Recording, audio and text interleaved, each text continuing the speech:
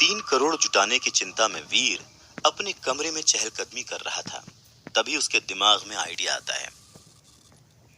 Khurana uncle. Khurana का नाम लेते ही खुराना का होलोग्राम फिर उसके मोबाइल में अचानक से अपीयर होता है, जिसे देखकर हर बार की तरह वीर डर जाता है। हाँ पुत्र, तूने मुझे बुलाया? खुराना बोलता है। अंकल, आप अलादीन के जिन हो क्या कि मैं आपका नाम लेता हूँ और आप अपीयर हो जाते हो? वीर जेन्युइनली ये जानना चाहता है। खुराना हंसता है। अरे बेटा, मैंने तुम्हारे मोबाइल पर वॉइस कमांड इंस्टॉल कर दिया था ताकि किसी भी मुसीबत में तुम मुझको बुलाओ तो मैं जल्द से तुम्हारी मदद के लिए आ सकूं। ये सुनकर वीर उनसे पूछना चाहता है कि आपको इसके अलावा कोई और काम धंधा है कि नहीं, पर पैसा न मिलने के डर से वो नहीं पूछता, चुप रह जाता है। बोल पुत्र, क्या हेल्प चाहिए तुझे? खुराना पूछता है। हेल्प तो चाहिए अंकल। वीर बोल ही रहा था कि खुराना बोलता है, तो फिर आ जाओ मेरी लैब। लैब भी घुमा दूंगा और बातें भी कर लेंगे। मैंने तुम्हारे मोबाइल पर लोकेशन भेजा है, देखो। ओके, सी यू सून।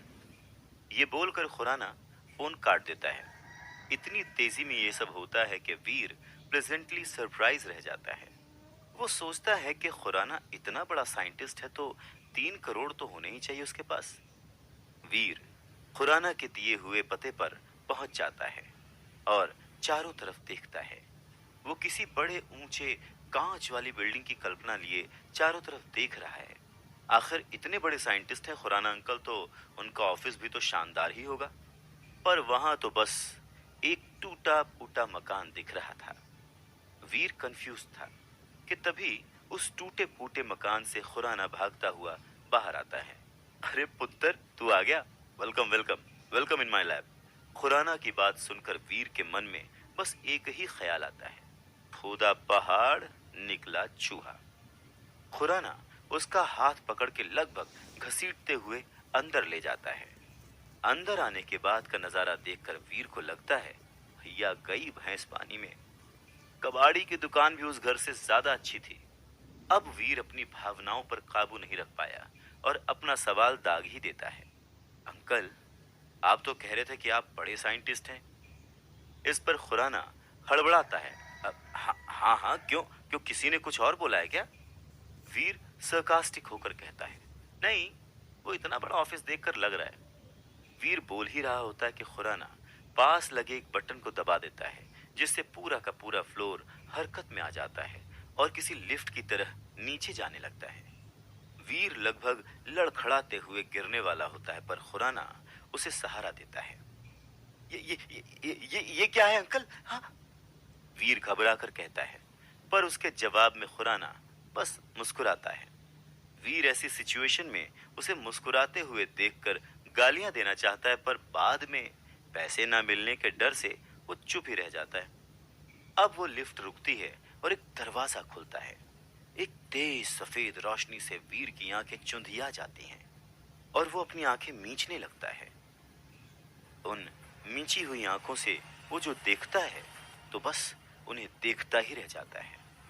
एक बड़ी विशाल लैब, जहां हर जगह हाई टेक मशीन्स लगी हुई हैं, बड़ी बड़ी स्क्रीन्स लगी हुई हैं, जिसमें अलग अलग डेटाज और वीडियोस चल रहे हैं। बड़े बड़े ट्यूब्स में से फ्यूम्स निकल रही हैं और रोबोटिक हैंड्स अपने अपने काम में लगे हुए हैं। ये खुराना की लैब से ज्यादा आयरन मैन का वर्कशॉप लग रही थी। वीर को लगता है जैसे वो अपने सपनों की दुनिया में पहुंच गया है। वाह अंकल, ये तो तहलका है। वीर के मुंह से निकले हुए शब्दों को सुनकर खुराना ऐसे खुश होता है जैसे अपनी खूबसूरती की तारीफ सुनकर कोई लड़की खुश होती है। मेरी लैब है, मेरा। खुराना अपनी तारीफ करते हुए कहता है और अपनी मशीन्स को ऐसे देखने लगता है जैसे मशीन्स ना होकर उसके पालतू जानवर हों। बोल पुत्र, तुझे क्या हेल्प चाहिए? तू जो बोलेगा मैं दूंगा, आखिर तू मेरा यार का पुत्र है। खुराना बड़े प्यार से वीर को पूछता है। वीर भी इतनी फ्रीडम पाके धड़ल्ले से बोल देता है, अंकल 3 करोड़ रुपए चाहिए। ये सुनते ही खुराना अपनी ही मशीन्स पर फिसलते हुए नीचे गिरते गिरते बचता है और खुद को संभालते हुए हैरानी से पूछता है, हाँ अंकल, आप तो दे ही सकते हो। वीर पूछता है। खुराना अब खुद को स्ट्रेट करते हुए सीरियस होकर वीर को समझाता है। देख पुत्र, ये सब जो तू देख रहा है ना, ये मेरा पर्सनल नहीं है, ये सब सरकार ने दिया है। उसके बाद वो रुआंसा होकर कहता है, 3 करोड़ तो मैंने अपनी पूरी लाइफ में नहीं देखे हैं, तो तुझे कैसे दे दूं? खुराना की ऐसी दयनीय हालत देखकर वीर को और गुस्सा आ रहा होता है। मतलब, आप मेरी मदद नहीं कर सकते? क- कर सकता हूं और करूंगा पुत्र, करूंगा ना। तू चाहे तो मैं इस लैब में तुझे जॉब दे दूंगा, 20,000 सैलरी भी दिलवा दूंगा। सच्ची, 20,000 सैलरी। मैथ्स में वीर ज्यादा अच्छा नहीं था, पर वो अपने मोबाइल को निकाल कर कैलकुलेट करता है और पता है कि 20,000 मंथली सैलरी में तो उसे 3 करोड़ जुटाने में 125 साल लग जाएंगे। अरे अंकल, इतने दिनों में तो मेरे पोते भी बूढ़े हो जाएंगे, फिर पैसों का क्या करूंगा? खुराना मजबूर है और वीर गुस्सा। वीर वहां से जाने ही वाला होता है कि उसकी नजर एक लाल रंग के टेलीफोन बूथ पर पड़ती है जो लकड़ी का लग रहा था। वीर हैरान होता है कि इतने हाईटेक लैब में ये पुराने जमाने का टेलीफोन बूथ क्या कर रहा है। वो अपनी जिज्ञासा को शांत करने के लिए खुराना से उस बूथ के बारे में पूछता है। सवाल सुनकर खुराना की मानो आंखें चमक जाती हैं और जैसे 5th क्लास का बच्चा पोम सुनाता है, वैसे ही खुराना उस बूथ के बारे में वीर को बताने लग जाता है। वीर, ये तो सभी जानते हैं कि पूरे यूनिवर्स में पृथ्वी ऐसा प्लेनेट है जहां पर जीवन पाया जाता है। हालांकि पिछले कुछ सालों में साइंटिस्ट को पृथ्वी जैसे ही कुछ ऐसे प्लैनेट्स का पता चला है जहां पर साइंस ऑफ लाइफ पाए गए हैं। हमारे जैसे ही लोग, हमारे जैसे ही जानवर और हमारे जैसे ही पेड़ पौधे, लेकिन देखने में हमसे काफी अलग। आम भाषा में ऐसे लोगों को हम एलियंस यानी कि दूसरी दुनिया के लोग कहते हैं। डॉक्टर खुराना वीर को समझाते हुए कहते हैं और वीर उनकी बात को समझने की कोशिश करता है। एलियंस? जैसे पीके मूवी में आमिर खान था? पर अंकल, ऐसे लोग तो बस फिल्मों और किस्से कहानियों में ही होते हैं ना। मेरा मतलब है कि असल जिंदगी में मैंने तो आज तक कोई भी एलियन नहीं देखा। हाँ, बचपन में मेरा सपना था कि मेन इन ब्लैक मूवी की तरह मेरा भी किसी एलियन से आमना सामना हो जाए, पर फिर मैं बड़ा हो गया और इस सपने को मजाक में लेने लग गया, क्योंकि मैं समझ गया था कि ये सब सिर्फ किस्से कहानियों में होता है। डॉक्टर खुराना की बात सुनकर वीर काफी कंफ्यूज था। डॉक्टर खुराना ने मुस्कुराते हुए वीर से कहा, हमारी फिल्में और कहानियां कहीं ना कहीं हमारी असल जिंदगी से ही तो जुड़ी होती हैं वीर। और अब तो साइंस ने भी इस बात को मान लिया है कि एलियंस होते हैं। खैर, अब ये बात तुमसे कैसे जुड़ी हुई है, मैं उस बारे में तुम्हें बताता हूँ। और फिर वीर ध्यान से उनकी बातें सुनने लगता है।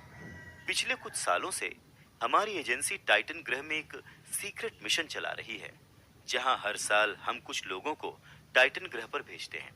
दरअसल उस ग्रह पर डेवलपमेंट अभी भी अपनी पहली स्टेज पर है, इसीलिए वहां के लोग अभी पूरी तरह से विकसित नहीं हो पाए हैं। वहां कई लोग ऐसे हैं जो कि ना तो पूरी तरह से इंसान हैं और ना ही पूरी तरह से जानवर। मतलब, उनके शरीर के कुछ हिस्से तो इंसानों जैसे हैं, लेकिन उनकी हरकतें और दिमाग जानवरों जैसा है। साथ ही साथ वहां कुछ जानवर ऐसे भी हैं जो विकसित होकर बहुत खतरनाक होते जा रहे हैं। इस तरह के लोग और जानवर उस ग्रह के उन लोगों के लिए खतरा हैं जो पूरी तरह डेवलप हो चुके हैं और जिनकी इंटेलिजेंस भी हम जैसी ही है। लेकिन उन लोगों के साथ साथ ऐसे जानवर और लोग हमारी पृथ्वी के लिए भी खतरा बन सकते हैं। इसीलिए हर साल हम अपने प्लेनेट से कुछ लोग टाइटन ग्रह पर भेजते हैं, ताकि वो लोग हमारी पृथ्वी की तरफ बढ़ रहे खतरे को वहीं पर खत्म कर सके। ये टेलीफोन बूथ उसी टाइटन ग्रह पर जाने का पोर्टल है। वीर कंफ्यूज्ड है और सवाल पूछता है, अंकल, जब उस ग्रह पर इतना खतरा है तब लोग वहां जाते ही क्यों हैं? हाँ? खुराना मुस्कुराता है और कहता है, पैसे कमाने और ताकत पाने के लिए। वीर प्लेजेंटली सरप्राइज हो जाता है और पूछता है कि लोग कितने पैसे कमा सकते हैं वहां पर? अनलिमिटेड, समझ रहे हो? अनलिमिटेड। खुराना इस तरह से खुश होकर बोलता है जिससे वीर को यकीन हो जाए कि उसकी पैसों की समस्या भी टाइटन ग्रह पर जाकर खत्म हो सकती है। वीर सोचने लगता है। वीर को देखकर खुराना को भी एहसास होता है कि वीर टाइटन के बारे में सोच रहा है। खुराना तुरंत ही वीर के सपनों पर पानी फेरते हुए कहता है, नहीं नहीं, पर तुम वहां नहीं जा सकते, इसलिए सोचो भी मत। वीर हैरान हो जाता है। अरे भाई, तुम मेरे जिगरी दोस्त के इकलौते बेटे हो, यानी मेरे भी बेटे जैसे ही हुए। मैं तुम्हारी जान खतरे में नहीं डाल सकता। तुम घर जाओ और कोई और रास्ता ढूंढो पैसे जुटाने का। ये कहते हुए खुराना वीर को उसकी लैब से बाहर जाने को कह देते हैं। हालांकि वीर घर की ओर निकल जाता है, पर खुराना की बात उसके दिमाग में किसी साइंस फिक्शन फिल्म की तरह घूम रही थी। पर साथ में अफसोस भी है कि वो परिवार के लिए पैसे नहीं जुटा पाया।